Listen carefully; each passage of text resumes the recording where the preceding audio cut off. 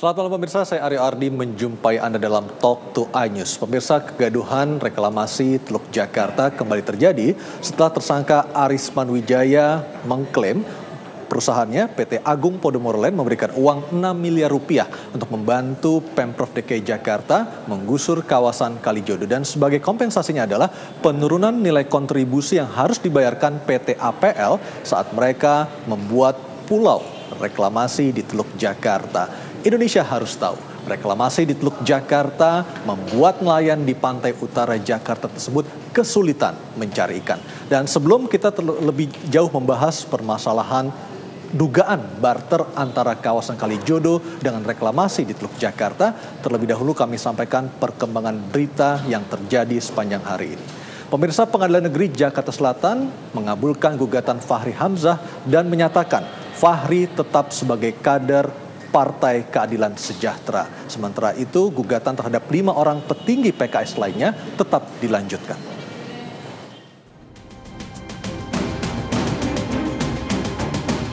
Karena tidak ada jawaban dari pihak tergugat, sidang yang seharusnya mengagendakan mendengarkan jawaban dari pihak Partai Keadilan Sejahtera terpaksa dilanjutkan ke agenda putusan. Majelis Hakim memutuskan untuk mengabulkan gugatan dari pihak termohon, namun putusan tersebut bersifat sementara. Selain itu, Majelis Hakim juga meminta kepada tergugat untuk memulihkan nama baik Fahri Hamzah serta dikembalikan kedudukannya di dalam partai. Itu kan sudah ada, kan sudah dibacakan. Ya aneh aja tadi kenapa dipersoalkan. Roh itu sudah ada dalam gugatan yang disampaikan berapa bulan yang lalu, berapa minggu? Tanggal 4 April sudah ada. Sudah sebulan lebih ya, sudah ada. Ya biasa begituan kan, itu proses permintaan awal karena kita ini kan wakil rakyat, wakil masyarakat yang ditanya terus oleh konstituensi kita. Sebelumnya, kisruh antara Fahri dan Partai Keadilan Sejahtera bermula dari pemecatan dirinya sebagai kader PKS pada 1 April 2016 lalu. PKS menilai sebagai representasi dari partai dan wakil rakyat, Fahri dinilai kurang santun dalam menyampaikan pendapatnya ke publik. Dari Jakarta, Helmi Sajangbati, MNC Media, melaporkan.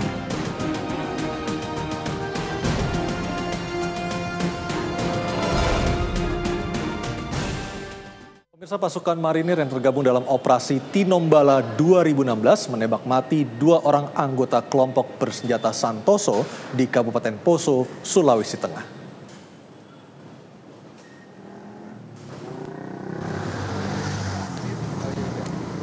Dalam keterangan disampaikan langsung Kapolda Sulawesi Tengah, Brigjen Polisi Rudi Sufahriadi menjelaskan kedua orang DPO tersebut tewas tertembak setelah disergap pasukan marinir.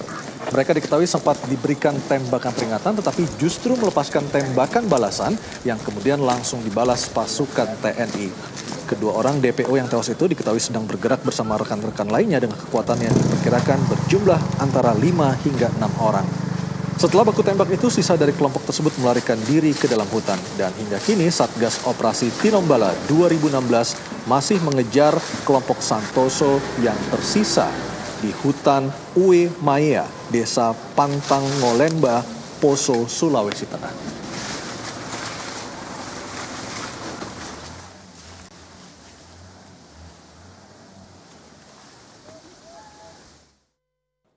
Ya, pemirsa, banjir dengan ketinggian lebih dari 1 meter merendam sejumlah permukiman warga di Mempawah, Kalimantan Tengah.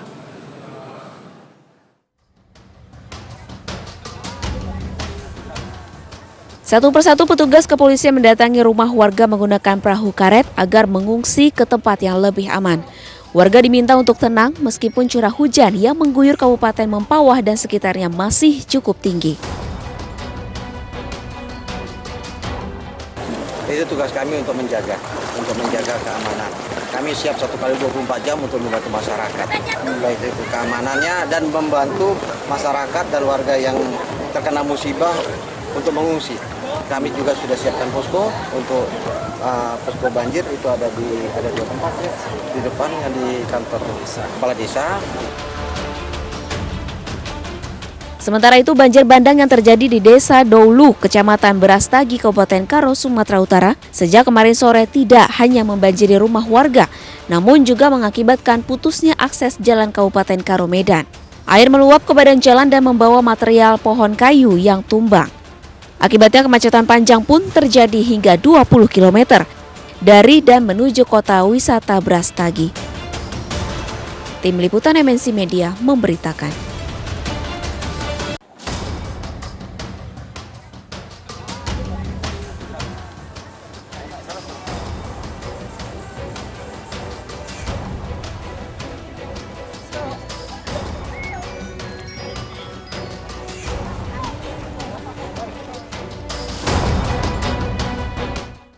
Dan pemirsa, dari Kalimantan Barat kita menuju Nusa Dua Bali, tempat berlangsungnya musyawarah nasional luar biasa Partai Golkar dengan agenda utama memilih Ketua Umum Partai Beringin tersebut. Dan sudah ada rekan kami Gaby Natasha. Gaby, seperti apa hingga malam ini peta persaingan untuk merebut posisi Ketua Umum Partai Golkar?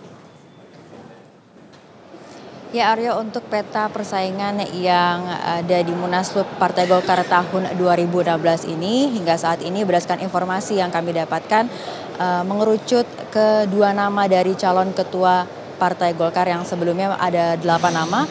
Namun dari dukungan dan juga suara dari para pemegang suara mengerucut ke 2 nama, yakni yang pertama adalah Setia Novanto dan yang kedua diduduki oleh Ade Komarudin. Dan namun untuk pemilihan calon ketua umum sendiri belum bisa dipastikan apakah akan digelar pada malam hari ini atau esok hari. Namun untuk penutupannya sudah dijadwalkan pada esok hari, tepatnya pada pukul 2, dan nantinya akan dipimpin oleh Mendagri yakni Cahyokumolo. Demikian Aryo.